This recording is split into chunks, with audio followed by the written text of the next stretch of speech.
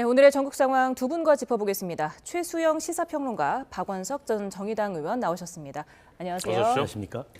네, 지금 윤 대통령 형사재판이 다음 주 목요일 20일에 시작된다고 지금 밝혀졌고 그런 가운데 또 공소장이 오늘 공개가 됐습니다. 총 101쪽 분량인데요. 지금 김용현 전 장관에게 윤 대통령이 비상계엄을 하면 병력 동원 어떻게 할 수 있느냐 물었더니 특전사와 수방사 3,000명에서 5,000명 정도가 가능하다고 보면 된다. 그랬더니 경찰력을 또 우선 배치하고 군은 간부 위주로 하면 어떻게 되겠느냐. 그랬더니 김 전 장관이 수방사 2개 대대 및 특정사 2개 여단이 1,000명 미만. 그랬더니 그 정도면 국회와 선관위에 투입하면 되겠다라고 말했다는 게 이게 담겼습니다. 이 부분 어떻게 보셨습니까? 그러니까 이제 공소장이 공개되면은 이제 윤 대통령 측에 좀 불리할 것이라는 얘기가 지배적이었지 않습니까? 왜냐하면 대통령 측에서는 체포의 채자도 꺼낸 적이 없다라고 이미 변호인단을 통해서 공식적으로 얘기를 했기 때문에 자 그렇다면 지금부터 이제 검찰에 진술했던 주요 관련 종사자들의 이제 진술들이 이제 공소장에서 나와서 재판장에서 공개가 된다 그러면 과연 이게 어떻게 방어가 될 것이냐. 물론 이제 사태 초기에 이제 계엄군 지휘관들의 민감한 발언들이 이제 사실은 굉장히 국회를 통해서 여과 없이 전달되면서 국민들이 이거는 내란이구나라는 심증을 갖게 했던 건 분명하거든요.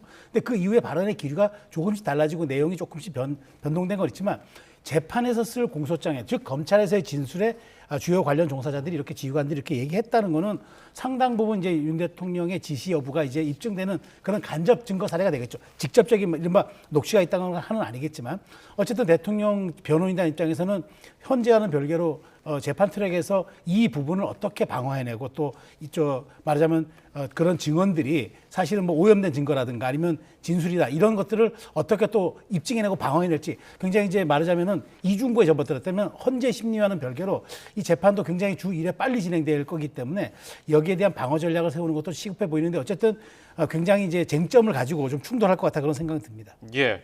그런가 하면은 언론사 단전 단수를 지시한 내용도 포함이 된 걸로 지금 전해지고 있는데요. 이상민 당시 행안부 장관에게 이런 지시를 하고 이게 이제 소방청 차장, 소방재난본부장까지 지시가 내려간 것으로 검찰 조사에서 이제 드러났다는 건데 이런 내용들이 결국 헌재 재판이나 형사 재판에서 두 군데에서 다 영향을 줄 것 같은데 어떻게 보세요? 예, 물론 영향을 미치겠죠. 물론 이제 헌재 재판은 일종의 이제 징계 재판이기 때문에 형사 범죄의 사실관계를 다투는 재판은 아닙니다. 참고 사항이긴 합니다만 어쨌든 중대한 헌법 법률 위반이 있었는지 여부에 대해서 지금 공소장에 적시된 이런 내용들이 판단 근거로 작용할 가능성이 높고요.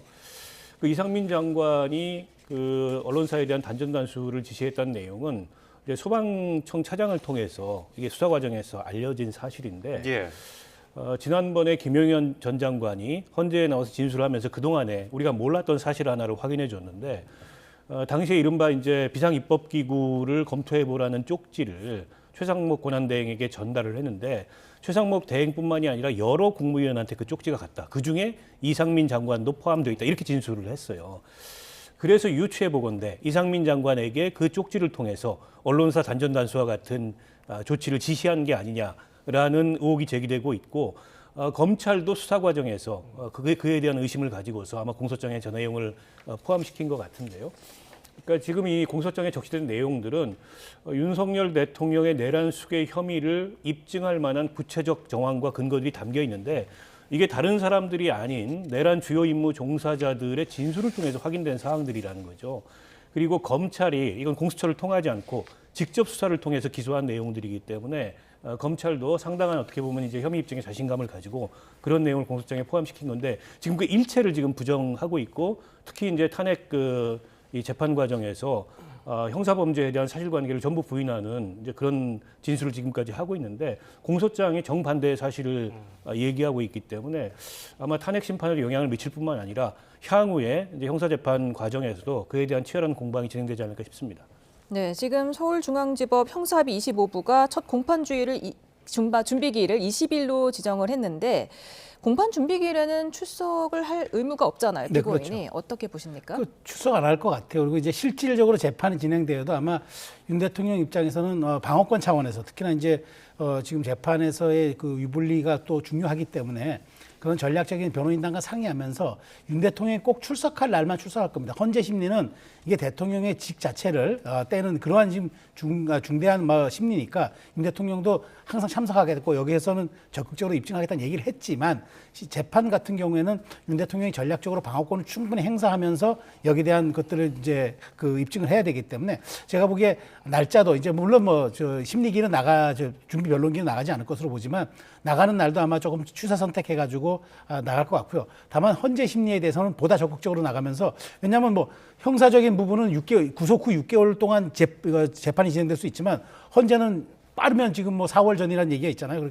그렇기 때문에 아마 두 갈래 같이 진행되지만 대통령이 아마 7할 이상의 그런 역량과 에너지를 아마 헌재 심리에 쏟지 아마 재판에는 조금 더 전략적인 유연하게 대응하지 않을까 그렇게 저도 전망합니다. 예. 자, 그런가 하면 국민의힘 지도부가 오늘 서울구치소를 찾아서 윤석열 대통령을 접견했습니다. 어떤 이야기가 오갔는지 듣고 오겠습니다. 대통령께서는 그동안 이 줄탄핵을 비롯한 사실상 예산 삭감 이런 것으로 인해서 국정이 마비되는 그런 의회 독재로 국정이 마비되는 것을 그냥 바라만 보고 있을 수 없었다. 대통령으로서의 무거운 책임감으로 이런 조치를 하셨다. 이런 말씀을 하셨습니다. 당이 하나가 되어서 2030 청년들을 비롯해서 국민 여러분들에게 희망을 만들어 줄 수 있는 그런 당의 역할을 좀 부탁을 하셨고, 지금 현재 그 여러 가지 국제 정세 또 세계 경제와 관련해서 대한민국 걱정을 많이 하셨습니다. 네, 지금 여당의 투토 그리고 중진 의원인 나경원 의원이 방문하고 나서 한 말 어떻게 들으셨습니까? 저는 우선 대단히 유감스럽고요. 오늘 이제 권영세 비대위원장, 권성동 원내대표가 이제 접견을 가면서 지도부 차원의 면회는 아니다 이렇게 얘기를 했는데 지도부가 가면서 지도부 차원의 면회가 아니라고 얘기하는 거 일종의 이제 궤변이라는 생각이 들고요.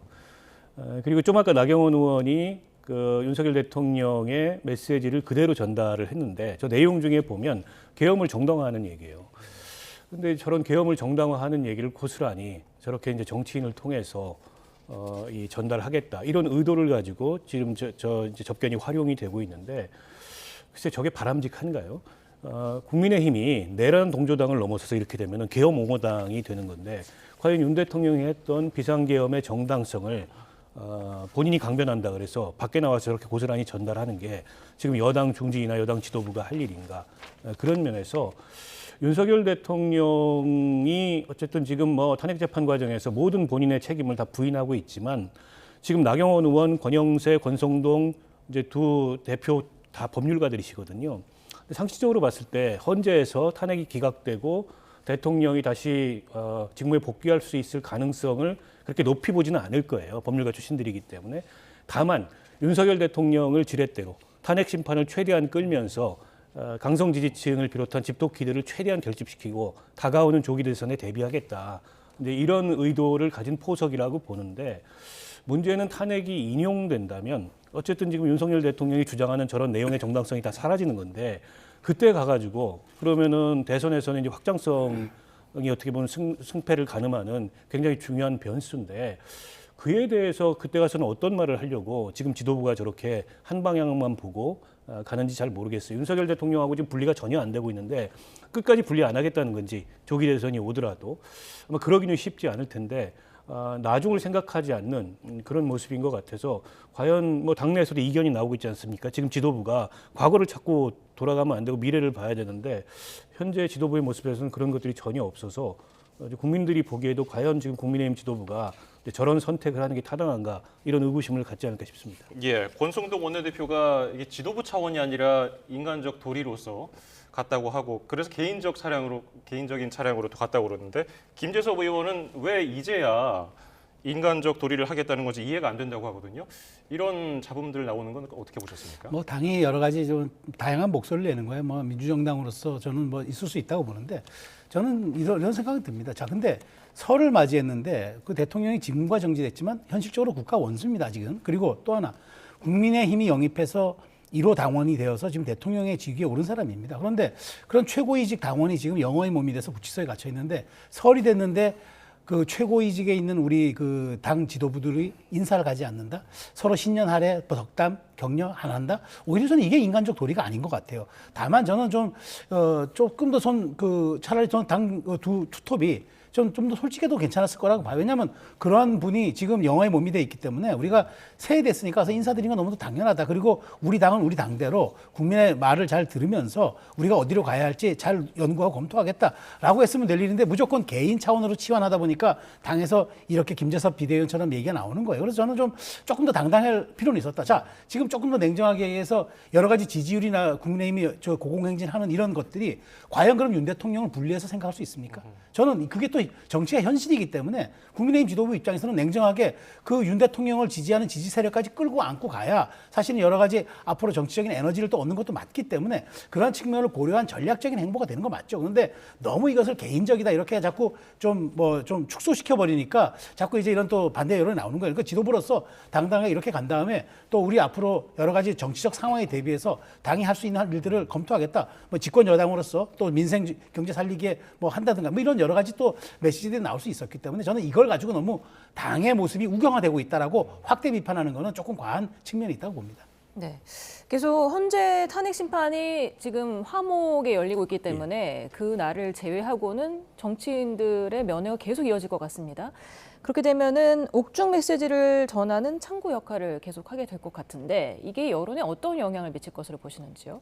글쎄요, 뭐 지지층에게는 어쨌든 결집의 동기를 제공하고 강성 지지층을 중심으로 더 뭉치는 효과를 낼 수 있을지 모르겠지만 이를테면 중간층이라든지 또 대다수 국민들이 이번 사태를 지켜보는 입장하고는 굉장히 동떨어진 그런 모습이 아닐까 싶고요.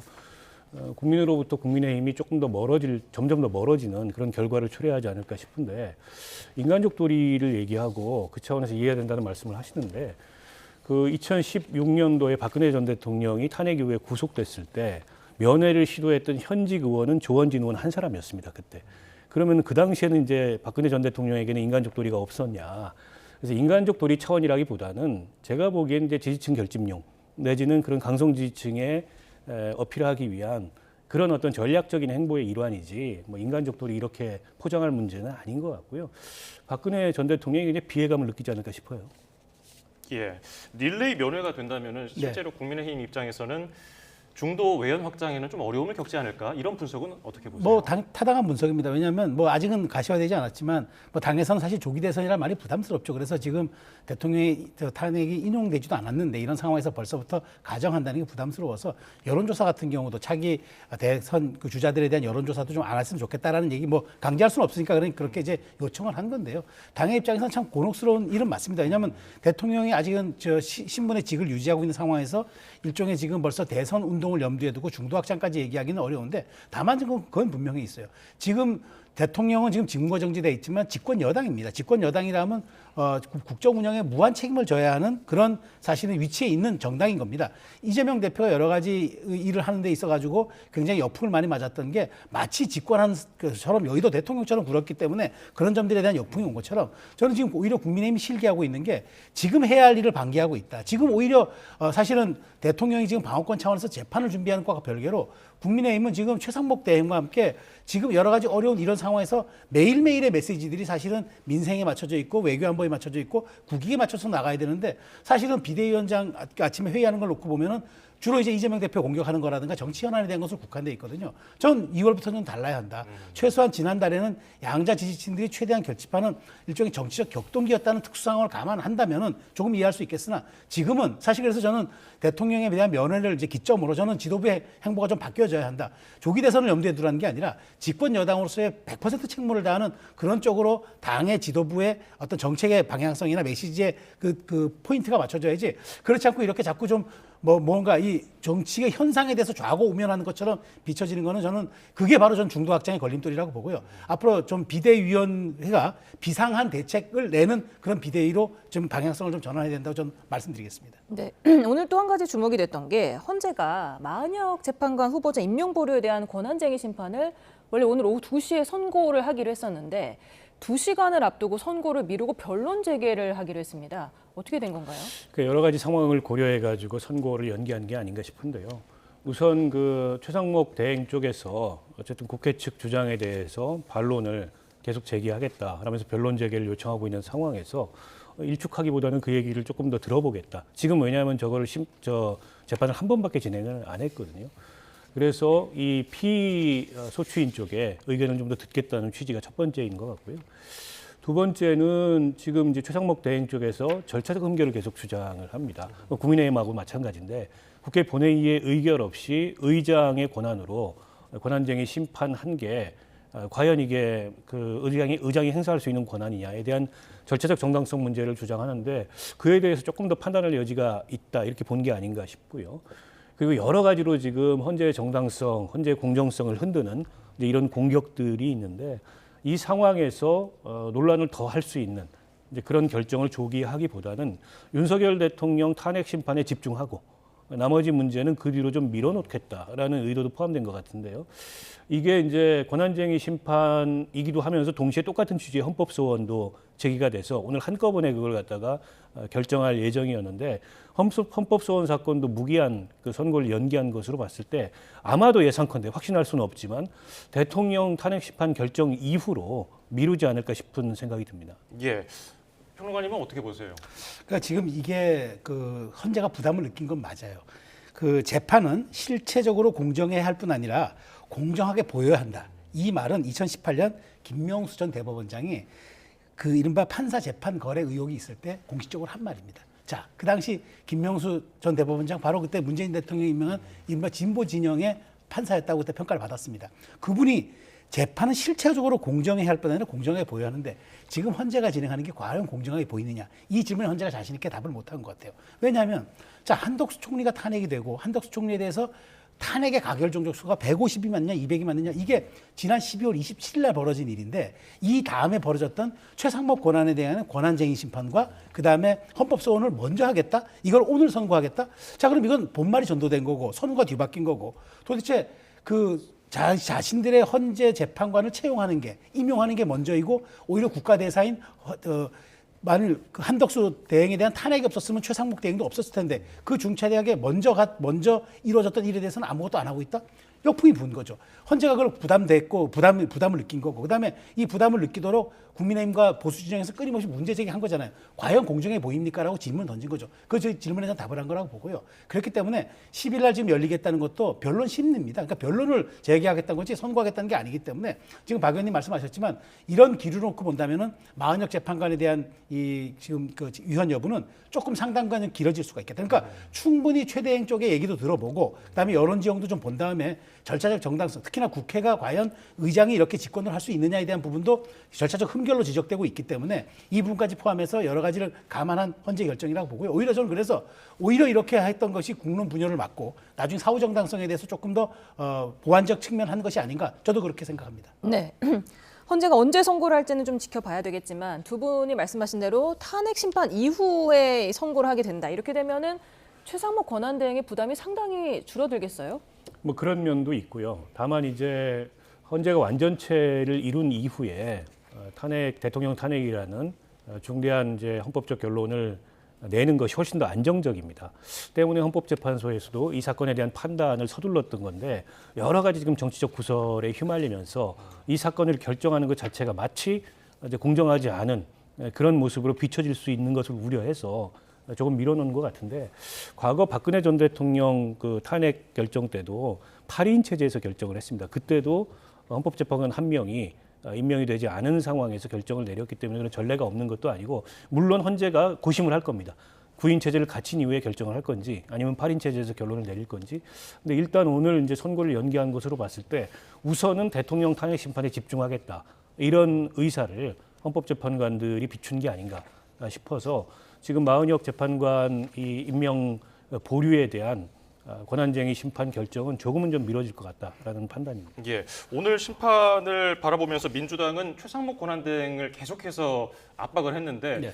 뭐 비상한 결단 얘기까지 나왔었잖아요. 전략 좀 수정해야 될 것 같은데요. 그렇죠. 이제는 뭐 사실은 헌재 시간으로 다시 넘어간 거기 때문에 네. 최상목 권한대행에게 이래라 저래라 할 수는 없는 거죠. 민주당도 부담될 겁니다. 왜냐하면 이재명 대표는 지금 아주 대놓고 지금 우클릭을 하고 있지 않습니까? 뭐 지금 외교안보뿐만 아니라 모든 사안에 대해서 거의 이게 지금 그 보수정당 대표다운 그런 지금 메시지들이 나오고 있는 상황에서 이재명 대표의 급변친과 이 변모가 굉장히 화제가 되고 있는 상황에서 민주당이 또 탄핵을 이어간다든가 아니면 최상목 대행에 대한 정치적인 공격을 하는 건 부담이 될 겁니다. 오히려 이런 점에서 민주당도 어찌 보면 뭐 마음속으로 한숨을 내쉴 수도 있다고 저는 생각을 합니다. 다만 이제 이게 어느 정도 이제 휴직에 들어갔기 때문에 이제는 헌재의 시간이 되었고 그다음에 사법부 재판부의 시간이 되었습니다. 이제 여야는 사실은 마음속으로는 아마 중도 확장할 수 있는 그런 여러 가지 그 방안들을 고민할 수 있을 겁니다. 왜냐하면 지금 사실은 이게 조기 대선 국면으로 이미 접어든 거나 다름없어요. 뭐 이준석 의원은 이미 사실상의 대선 출마 선언하는 그런 상황 속에서 민주당도 국민의힘도 2월 전국부터는 이제 아마 보다 더 누가 더 민심 잡기에 유용하고 더 효율적인 그런 카드라든가 그런 정책 메시지를 낼 것인가 아마 그 경쟁에 돌입할 것 같은데 다만 이제 국민의힘도 여기에 맞서서 아까 말씀드린 대로 이제 이런 식의 책임 정당으로서의 모습을 보여주는 것도 민주당에 대응하는 중요한 방침이 될 거라는 생각이 듭니다. 네, 윤 대통령 측은 계속해서 헌재 흔들기를 하고 있는데 오늘도 헌재의 졸속 심리에 첫 제동이 걸렸다. 그리고 헌재가 선고 당일 선고를 연기하는 다급한 모습은 공수처의 미숙함과 크게 다르지 않았다. 이렇게 말을 했는데요. 이 부분은 어떻게 들으셨습니까? 뭐 그 사건 당사자 측이 그렇게 얘기하는 거는 제가 보기 적절치 않은 것 같고 또 헌법재판소를 향한 공격이 좀 도를 넘었다고 생각을 합니다.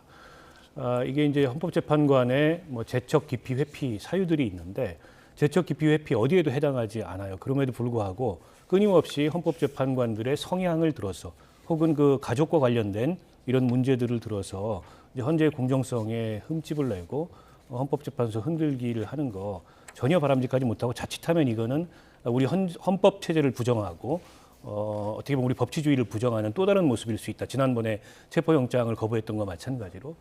그리고 결코 본인들에게 유리하지 않을 것 같아요. 그럼에도 불구하고 이렇게 이제 헌법재판소 흔들기를 하는 거는 그걸 통해서라도 어떻게 보면은 이제 일종의 정치적 프레임을 만들고 지지층이 결집할 수 있는 이제 그런 어떤 지렛대로 활용하겠다라는 의도에서 끊임없이 헌법재판소 흔들기를 하고 있는데요. 저는 당사자인 윤 대통령 측뿐만 아니라 국민의힘에 그것도 지도부가 그런 비슷한 얘기를 하고 있다는 게 대단히 유감스럽습니다. 원래 이제 보수 정당의 가치는 우리 헌정 체제를 수호하고 헌법 질서를 존중하는 게 보수 정당의 전통적 가치인데 지금 국민의힘 지도부가 헌법재판관들의 성향을 들어서 혹은 가족관계를 들어서 이렇게 헌재 흔들기를 하는 거는 전혀 바람직하지 않은 모습이고 결국에는 이제 윤 대통령의 내란형에 동조하는 그리고 윤석열 대통령 탄핵에 반대하는 내란 동조 탄핵 반대 정당의 모습을 보이는 것밖에 되지 않는다는 생각이 들어서 좀 자중해줬으면 좋겠다라는 말씀 드리고 싶습니다. 예, 사실 가능성이 별로 없다고 평가받는데도 문형배, 이미선, 정계선 재판관에 대해서 회피 촉구 의견서를 낸 거는 이건 어떤 의도라고 보세요? 그러니까 헌재는 회피 촉구 의견서를 내도 그게 유효하진 않고 우리들이 아까 헌법재판관이 알아서 기피를 할 뿐이다 이런 얘기를 했단 말이죠. 근데 저는 사실 이게 의미가 있는 행위라고 봐요. 왜냐하면 조국 전 대표가요 자녀 입시 비리 등으로 대법원에서 최종 판결을 받을 때 그때 이흥구 대법관이 조 전 대표와 내가 친분이 있다. 그렇기 때문에 나는 스스로 이 심리에 이 재판에 참여하지 않겠다고 스스로 심리 및 선고에 참여하지 않았습니다. 아마 이 사례를 염두에 둔 것 같아요. 그러니까 좀 여러 가지 정치적으로 논란도 되고 이념적 편향성 물론 이제 헌법재판소가 국회 축전 보순 이념적 약간 편향성이 있거나 혹은 약간 진영에 따른 추천이 되는 것은 어쩔 수 없는 현실이라고 쳐도 여기에 대해서 과도하게 편향성을 드러내는 것은 사후 공정성에 있어가지고 매우 이제 중요한 걸림돌이 되기 때문에 아마 이 부분을 계속 강조함으로써 헌재의 어떤 중립적인 판단을 요구하는 아마 여론전의 일환으로 저도 생각을 합니다만은 이런 또 아까 말씀드린 조국 전 대표의 그 대법원 상고심에서의 사례가 있기 때문에 스스로 제척하고 회피하는 이런 규정들이 또 있어서 여기에 대해서 합당한 처신해 주는 게 좋지 않겠느냐. 근데 이거는 헌법재판관들이 알아서 할 문제지 강제하거나 뭐 외부에서 요구할 수 있는 사항은 전혀 아니거든요. 다만 이런 과정을 통해서 보다 더 좀 공정하고 객관적이고 그다음에 사후에라도 누구라도 동의할 수 있는 그런 판결들을 해달라는 그런 저는 강압의 측면인 거지. 실제로 이것을 뭐 강제할 수 있는 방법은 없지 않습니까? 그런 측면에서 이번에 헌재가 스스로 그 마은혁 재판관에 대해서도 이렇게 선고를 좀 뒤로 미룬 것도 이런 측면들이 반영된 거기 때문에 아마 이런 여론을 끊임없이 좀 환기시키는 의도가 아닌가 생각하고 있습니다. 네, 대통령 측이 형사재판에 대비한 국민변호인단 모집에 나서지 않았습니까? 그러면서 2030 청년층을 중심으로 모집하겠다 했고 오늘 나경원 의원한테도 윤 대통령이 당이 하나 돼서 2030 청년들을 비롯해서 국민 여러분에게 희망을 만들어달라 이렇게 부탁을 했다고 했는데 2030 청년층을 굉장히 강조하는 이유가 뭘까요? 최근에 이제 뭐 대통령 관저 앞에서 체포영장 집행에 반대하는 시위나 또 서부지방법원 유감스럽게도 폭력 사태로 변질이 됐지만 그 집회나 이런 데 과거에 비해서 그 젊은 청년층의 참여가 늘었다. 때문에 2030 청년층을 상대로 한 여론전에 집중하겠다 이런 의도를 가진 것 같아요. 그리고 국민의힘 입장에서도 예상되는 이제 조기 대선에서도 2030들의 표심을 이런 계기들을 통해서 확보하겠다 이런 의도인 것 같은데 과연 그게 2030 전체 여론을 얼마나 반영하는지 모르겠습니다. 2030 전체 여론을 반영한다기보다도 일부 조금 극단화된 그런 여론층이 움직이는 것으로 봐야 될 것 같고 특히 이제 정광훈 목사처럼 굉장히 극단적인 그런 주장과 행동을 하는 이제 그런 분과 좀 연관 있는 그런 청년층의 움직임으로 보이기 때문에 그게 윤 대통령이나 국민의힘이 기대하듯이 2030 전체 여론을 반영한다고 보기가 어려울 것 같고요. 그리고 무슨 국민 변호인단이라는 게 사실 의미가 없는 거거든요. 그분들이 뭐 법정에 나가가지고 무슨 역할을 할 수 있는 것도 아니고 단지 여론전의 일환으로 국민 변호인단이라는 그런 이름을 붙여서 윤 대통령 탄핵에 반대하고 윤 대통령을 지지하는 그런 지지층을 결집해 보겠다 이런 의도로 보입니다. 알겠습니다. 오늘 말씀 여기서 줄이죠. 최수영 시사평론가 박원석 전 정의당 의원이었습니다. 고맙습니다. 감사합니다.